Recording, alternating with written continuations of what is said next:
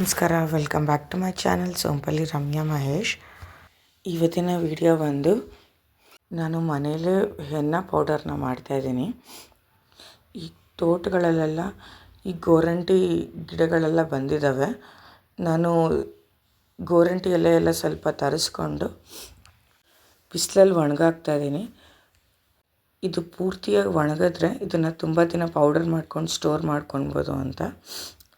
ನಾನು ಈ ಪ್ರೋಸೆಸ್ ಮಾಡಬೇಕಾದ್ರೆ ಊರಲ್ಲೆಲ್ಲ ಸ್ವಲ್ಪ ವಿಚಿತ್ರವಾಗಿ ನೋಡ್ತಾಯಿದ್ರು. ಅವರು ಇದು ಹಸಿ ಎಲೆನೇ ರುಬ್ಬಿಟ್ಟು ಹಾಕೊಳ್ತಾರೆ. ನಾನೇನು ಅಂದ್ಕೊಂಡೆ, ಇದನ್ನು ಒಣಗಿಸ್ಬಿಟ್ಟು ಎತ್ಕೊಂಡು ಹೋದರೆ ನನಗೆ ಇದು ಆಮೇಲಾದರೂ ತುಂಬ ಯೂಸ್ ಆಗುತ್ತೆ.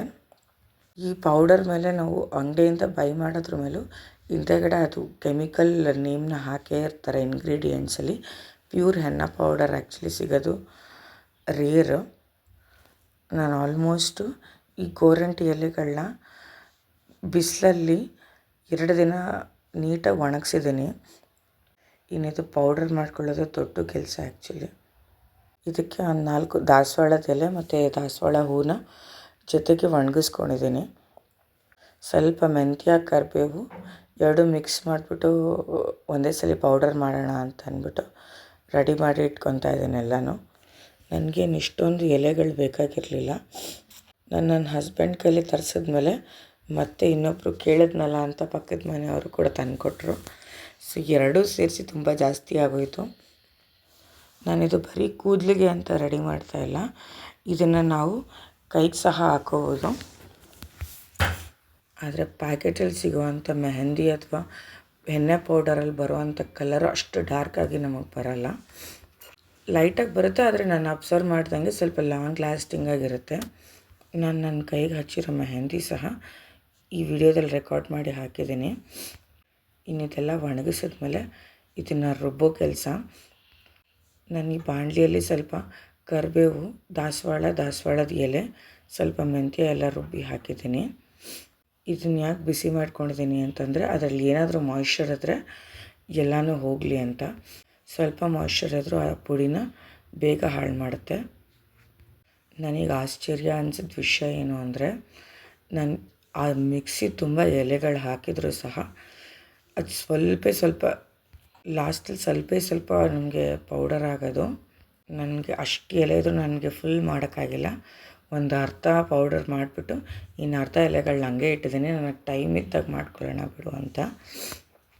ಬಟ್ ಈ ಮಿಕ್ಕಿರೋ ಎಲೆನ ಹಂಗೆ ಎತ್ತಿಡ್ತೀನಿ. ಅದನ್ನು ಆಮೇಲೆ ಯೂಸ್ ಮಾಡ್ಕೊಳ್ಳೋಣ. ಈ ಪೌಡರ್ನೆಲ್ಲ ಸಪ್ರೇಟಾಗಿ ಸ್ಟೋರ್ ಮಾಡ್ಕೊತಾ ಇದ್ದೀನಿ. ನನಗೆ ಸದ್ಯಕ್ಕೆ ಕೋಲ್ಡ್ ಇರೋದ್ರಿಂದ ಇನ್ನೂ ನಾನು ಕೂದಲಿಗೆ ಹಚ್ಚಿ ನೋಡಿಲ್ಲ ಹೇಗೆ ಬರುತ್ತೆ ಅಂದ್ಬಿಟ್ಟು. ಬಟ್ ನಾನು ಕೈಗಾದರೆ ಹಚ್ಕೊಂಡಿದ್ದೀನಿ. ಡೆಫಿನೆಟ್ಲಿ ಮುಂದಿನ ವೀಡಿಯೋದಲ್ಲಿ ಕೂದಲಿಗೆ ಹಚ್ಚಿ ಹೇಗೆ ಬರುತ್ತೆ ಕಲರ್ ಅಂತಲೂ ನಾನು ತೋರಿಸ್ತೀನಿ. ಇದು ಕೈಗೆ ಹಚ್ಚೋದಕ್ಕೆ ಅಂತ ಮಿಕ್ಸ್ ಮಾಡ್ಕೊತಾ ಇದ್ದೀನಿ. ನನಗೆ ನನ್ನ ಮಗಳಿಗೆ ಬೇಕಾಗಿರೋಷ್ಟು ಒಂದು ಸ್ವಲ್ಪ ಪೌಡರ್ ತೊಗೊಂಡಿದ್ದೀನಿ. ಈ ಪೌಡರ್ ನೋಡ್ಬೋದು, ಅಷ್ಟು ನೈಸಾಗಿ ರುಬ್ಬೋಕ್ಕಾಗಿಲ್ಲ ನನಗೆ ಮಿಕ್ಸಿಯಲ್ಲಿ. ಪೌಡರು ಸ್ವಲ್ಪ ತರ್ತರಿಯಾಗಿ ರುಬ್ಬಿದ್ದೀನಿ. ಇನ್ ಕೇಸ್ ಇನ್ನೂ ಫೈನಾಗಿ ರುಬ್ಬಿದ್ರೆ ಚೆನ್ನಾಗಿ ಬರುತ್ತೆ ಅಂತ ಅನಿಸುತ್ತೆ. ಮಿಕ್ಸರ್ ಜಾರಲ್ಲಿ ನನಗೆ ಮ್ಯಾಕ್ಸಿಮಮ್ ಅಷ್ಟೇ ರುಬ್ಬೋಕ್ಕಾಗಿರೋದು. ಊರಲ್ಲಿ ನಾನು ಕೇಳಿದಾಗ ಅವರು ನಿಂಬೆಹಣ್ಣು ಹಾಕಿ ಚೆನ್ನಾಗಿ ಕಲರ್ ಬರುತ್ತೆ ಅಂತ ಹೇಳಿದರು. ಸೊ ಅದಕ್ಕೆ ನಾನು ಒಂದು 4-5 ಡ್ರಾಪಷ್ಟು ನಿಂಬೆಹಣ್ಣು ಹಾಕಿ ಮಿಕ್ಸ್ ಮಾಡ್ತಾಯಿದ್ದೀನಿ. ಈ ಮೆಹಂದಿ ಹಾಕ್ಕೊಳ್ಳೋಕ್ಕೆ ತುಂಬಾ ಎಕ್ಸೈಟ್ ಆಗಿದ್ದೆ. ಯಾಕಂದರೆ ಇದನ್ನು ಫುಲ್ ಸ್ಕ್ರ್ಯಾಚಿಂದ ಮಾಡೋ ಅಷ್ಟರಲ್ಲಿ ನನಗೆ ತುಂಬಾ ಕಷ್ಟ ಆಯಿತು. ಇನ್ಫ್ಯಾಕ್ಟ್ ಪೌಡರ್ ಮಾಡೋದು ಆ್ಯಕ್ಚುಲಿ ತುಂಬಾ ಕಷ್ಟ. ಇದನ್ನು ಪೌಡರ್ ಮಾಡ್ಕೊಂಡು ಬ್ಯಾಂಗ್ಳೂರು ತಂದಮೇಲೂ ಕೂಡ ನನಗೆ ಟೈಮ್ ಇಲ್ದಿರ ಹಾಕ್ಕೊಳ್ಳೋಕ್ಕೆ ಆಗಿರಲಿಲ್ಲ.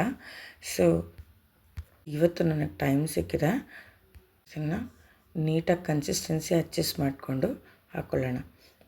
ಬಟ್ ಈ ಮೆಹಂದಿ ಹಾಕ್ಕೊಂಡ್ಮೇಲೆ ನಾನು ಓನ್ಲಿ 40 ಮಿನಿಟ್ಸ್ ಇದ್ದೆ ಅನಿಸುತ್ತೆ ಮ್ಯಾಕ್ಸಿಮಮ್ಮು. ಅದಾದಮೇಲೆ ಹ್ಯಾಂಡ್ ವಾಶ್ ಮಾಡಿಬಿಟ್ಟೆ. ಮನೇಲಿ ಸ್ವಲ್ಪ ಜಾಸ್ತಿ ಕೆಲಸ ಇತ್ತು. ಎಕ್ಸೈಟ್ಮೆಂಟಲ್ಲಿ ಆಫೀಸಿಂದ ಬಂದುಬಿಟ್ಟು ಮೆಹಂದಿ ಹಾಕ್ಕೊತಾ ಇದ್ದೀನಿ. ಎಲ್ಲ ಕೆಲಸ ಇತ್ತು ಹಾಗೆ. ಸೊ ಒಂದು 40 ಮಿನಿಟ್ಸ್ ಆದಮೇಲೆ ನಾನೆಲ್ಲ ಹ್ಯಾಂಡ್ಸೆಲ್ಲ ವಾಶ್ ಮಾಡ್ಕೊಂಡ್ಬಿಟ್ಟೆ. ಬಿಗ್ಗೆಸ್ಟ್ ಸ್ಯಾಟಿಸ್ಫ್ಯಾಕ್ಷನ್ ಅಂದರೆ ಮಕ್ಳಿಗೆ ಹಾಕೋ ಟೈಮಲ್ಲಿ ಆ ಕೆಮಿಕಲ್ ಹಾಕಬೇಕು ಅಂದಾಗ ಸ್ವಲ್ಪ ಭಯ ಆಗುತ್ತೆ, ಇದು ಎಕ್ಸ್ಪೈರ್ ಆಗಿದೆಯೋ ಇಲ್ವೋ ಅನ್ನೋ ಥರ. ಮತ್ತು ಆ ಡಾರ್ಕ್ ಕಲರ್ ಬರೋಕ್ಕೆ ಯಾವ ಕೆಮಿಕಲ್ ಯೂಸ್ ಮಾಡಿರ್ತಾರೆ ಅಂತಲೂ ಗೊತ್ತಿರಲ್ಲ. ಬಟ್ ಮಕ್ಳಿಗೆ ಹಾಕ್ಬೇಕಾದ್ರೆ ನನಗೆ ತುಂಬ ಸೇಫೆಸ್ಟ್ ಆಪ್ಷನ್ ಅಂತ ಅನಿಸ್ತು. ನನ್ನ ಮಗಳು ಮಾತ್ರ ಒಂದು 10 ಮಿನಿಟ್ಸ್ ಇಟ್ಕೊಂಡಿರ್ತಾಳೆ ಅಷ್ಟೇ. ಅದಾದಮೇಲೆ ನೀಟಾಗಿ ಹೋಗಿ ವಾಶ್ ಮಾಡ್ಕೊಂಬಿಟ್ಲು. Thanks for watching. ಈ ವಿಡಿಯೋ ಏನಾದರೂ ಇಷ್ಟ ಆದರೆ ದಯವಿಟ್ಟು ಲೈಕ್ ಮಾಡಿ ಸಪೋರ್ಟ್ ಮಾಡಿ. ಈ ಕ್ಲಿಪ್ಪಿಂಗ್ ಬಂದು ಆಫ್ಟರ್ 2 ಡೇಸ್ ನಾನು ತೊಗೊಂಡಿರೋದು, ಬಟ್ 1 ವೀಕ್ವರೆಗೂ ಇತ್ತು. It's long lasting. Thanks for watching. Stay tuned.